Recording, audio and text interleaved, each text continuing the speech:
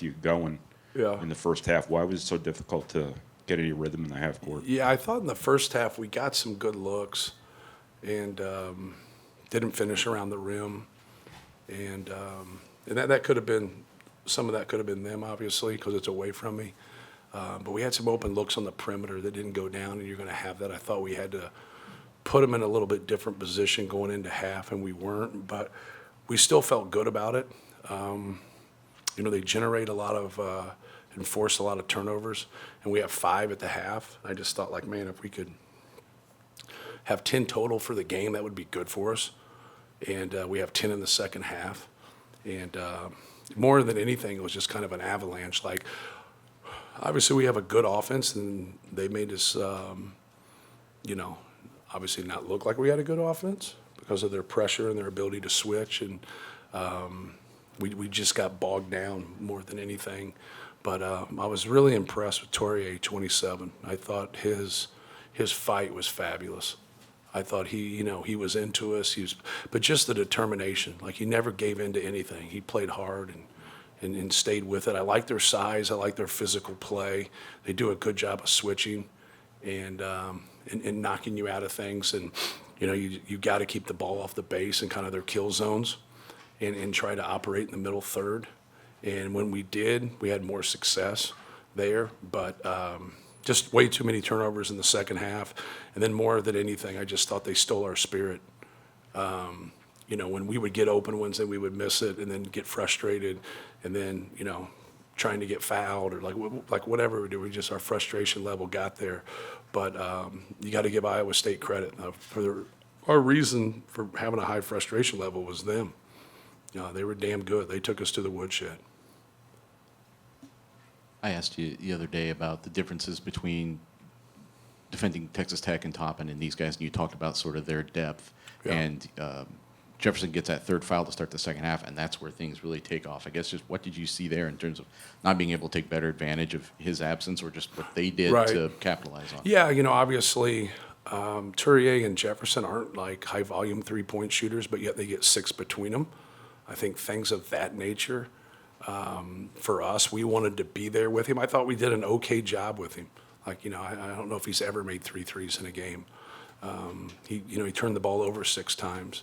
But it was just more, their team was way better than our team in terms of just kind of embracing the physicality of the game and making plays through that. I thought Blake Buchanan was really good, man.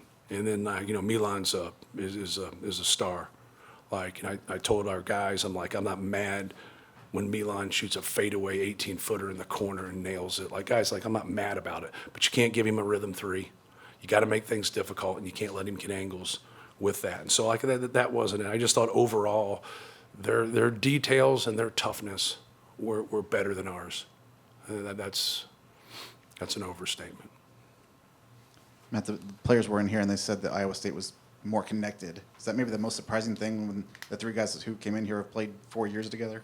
Yeah, well, I think, like I said earlier, I think you saw a frustration level with some of our guys. And you can't play through your offense. You got to find your energy through your defense. You got to find your energy through your rebounding and getting 50-50 balls and making those plays. So when I say like somebody stole your spirit, like that's what they did. Like their determination and their fight was better than ours. So like those guys have been through it. We've had tough games like this before. Not a lot of them, but we've had them, and they understand what that means. So like you gotta respond. You gotta respond. You gotta listen a little more. You gotta play a little bit harder than you're playing. You gotta just have a little bit more intestinal fortitude. Matt, it seemed defensively the first half you guys were pretty good, especially forcing turnovers on your end. Was there a difference that you saw? Not really. Like you start the second half and you just absolutely can't get a stop. Like we overhelped twice with our 5, and it's not tough for Oscar. Like whatever, he's just trying to do his job. He thinks the guy's getting beat. He doesn't need his help. He helps. Jefferson, like we chest him, and then he tries to kind of walk through it, like those long steps those guys make, and then like he's coming over there to help, and he doesn't need him again, and he makes that pass for that dunk. So, like, you just start the game, then you get backdoored one play. So, like, when it starts to be a smorgasbord, when, okay, you got a fadeaway jumper at 17 feet. You got another fadeaway jumper at 18 feet. Jefferson hits a three in the corner. Like, now, those two plays I just mentioned, you get a stop, but then you don't get a rebound. Like, you know what I mean? Like, it was just like it was a smorgasbord of, like, you can't put your finger on it because it's a lot of different things. And they were playing at a high clip, and obviously we weren't. And you got to be better. Like, you can't get on a run if you can't get stops. And it just like we were just in that stretch there where we didn't. And then we made some good plays when we got it. Then we turned it over and we give it back to them. And so it's just like there was just a lot of frustrating moments in the game where we couldn't get our energy level up to play. But once again, like give the credit to Iowa State. I thought he had them ready. He's one of the best coaches in the country. Like they were ready on both ends.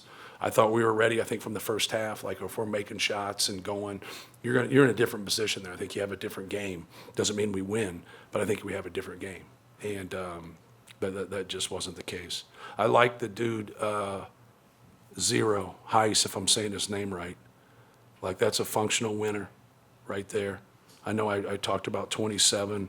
I talked about Buchanan. Like those dudes are important. I thought Nelson came in the game, didn't play last game. I thought he came in and just his energy and his ability to drive the basketball, he gave them something. And that's what you want, man. Like you can't have those dudes coming off the bench all mad and shit about not playing or not starting. You got to have dudes functional that are buying in, that are going to play. And they can say whatever they want. But like when you watch that right there, they're bought in, especially Zero. I thought Zero was really good. I thought he back cut. He did little things, and a fan might not grab it, but a coach does. Like I thought he was good. Buchanan was good. And you got to have good pieces. Obviously, they're the only team in the country with three guys averaging 18 points. Like now you got that, and then you got good role definition, and you got toughness, and you can guard. And they used to be a team that just would do that, and then their offense was just okay. Now they've gotten their offense at an elite level. Like they could do it. They could do it, man. Like this is not an easy place to play, and they came in here and just took it to us. Matt, can you take me back to whenever you saw Toure for the first time, maybe on the AU circuit? Like, what impressions of First time I saw him was on tape preparing for him. I had not seen him before. Yeah, he's a really outside the top 100 type of kid. And Yeah. the type of impact that he's having for this team. It shows you they don't know what they're talking about. I thought he was great, man. He's got length. He's longer in person than he is on tape. But he was determined to guard. And like that determination will take you a long way in this game if you got the physical ability to play it.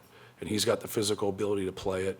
And for a guy that's not a high volume 3-point shooter and he goes 3 for 5 on the road, like that's pretty good. But he has more things not on the stat sheet that affected the game, right? Like what does it say on here about his defense? If you don't get steals or blocks, right? Like a stat sheet stinks sometimes. Like I thought he was great. I thought he was fabulous. Dudes like that, they can plug in anywhere. And like that value is very, very high. And the NBA sees that stuff with some two-way guys, especially some guys that might have to come off the bench and play different roles. Like he's perfect. Just curious, you probably rarely play teams that have their level of continuity this early in the season. How much you feel like that has helped them get off to the start they have and help them put away a good team like you guys in an environment like this? They got a mix of stuff. They got a handful of transfers. They got a couple guys that have been there a long time. Jefferson's been there a couple years, but he transferred also. You can see it. Like you can see right away, like they're bought into how he wants them to play, especially defensively. Like they're going to make it very, very difficult. It doesn't mean you can't get them and get good shots, but you're not going to get them all the time. When you get them, you got to make them, right? You got to make them pay. And if you can't get them a little bit thinking and adjusting because some guy just sprayed 3 threes and now they stick with him, and then you open it up and you got a lob, or you open it up and you get your Gortat or whatever, and they can just keep doing what they're doing and kind of dare you then, like they got you on the hooks. Like they're gonna have a great year. They're gonna have a great year because they have, and everything didn't go their way today. Like Jefferson gets in foul trouble. Like he's not in the game. He plays 22 minutes. So, but like, yeah, you can see that experience. I always say, everybody talks about experience, but it's also experience of having success together. And so they've had some of that. Like people say, well, we got all seniors. Yeah, they're from 4 different schools. Like it doesn't mean you can't take a transfer and he can't help you, but they have a good core. Then they have, like Blake Buchanan's been in a real program before he came there. Like that helps. Like that helps tremendously. And so when you get guys, Joshua Jefferson came from St. Mary's, real program. So like when you're looking at these guys that transfer and these guys that come over, Nate was Northern Iowa, if I got it right, real program. Like, like really, really good. So when you're looking at that, like that means a great deal. Like Oscar Clough coming from the programs he's been with, I mean, great. Like you can tell, like when you just start talking and like you're talking the same language because they've already been taught the game. So it definitely helps. Anything else? Ryan, last one. Matt, when you talk about them taking your team spirit, is that especially jarring when it's a team that has played as much together as yours has? Yeah, well, I As the think seniors you have. more than anything, it shows you we have good offensive players, and when collectively they don't play well or they don't shoot well, however you want to look at it, it's frustrating. Now you got to hang your hat on those things. Your constants in basketball is running, rebounding, and defending. Can always do them. Those are the constants. They didn't say a word about offense. But a majority of people, how they feel, like I'll get guys all the time that have bad body language and they miss a good shot. I'm like, don't ever feel bad about missing a good shot. That's a good shot. The percentages say so. Just keep taking them.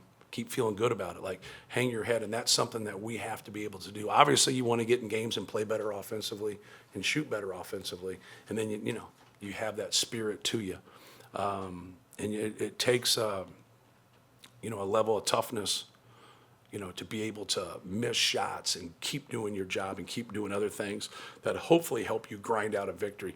I don't think we're in a position right now to grind out a victory. We can shoot with, we can go and score 90 points. Like we can do that and get it that way. But when you get in the NCAA tournament, you're not going to win 6 games in the NCAA tournament the same way. You're going to have a couple games in the NCAA tournament at 6 where the ball doesn't go in as much. Now can you do other things?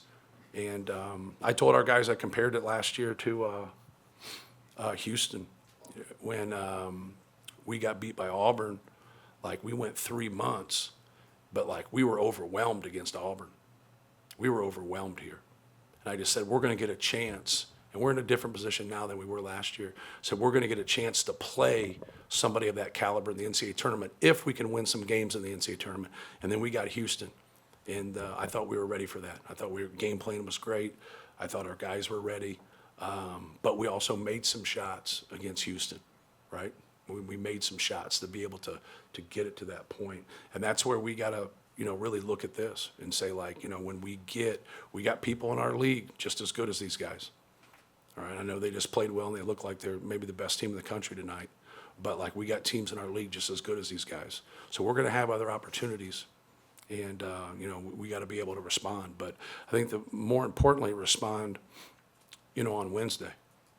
That's our next game. And you got to keep your focus there. I'm trying to answer your question, but that's the main deal. Like, we got to get ready for Minnesota and be prepared.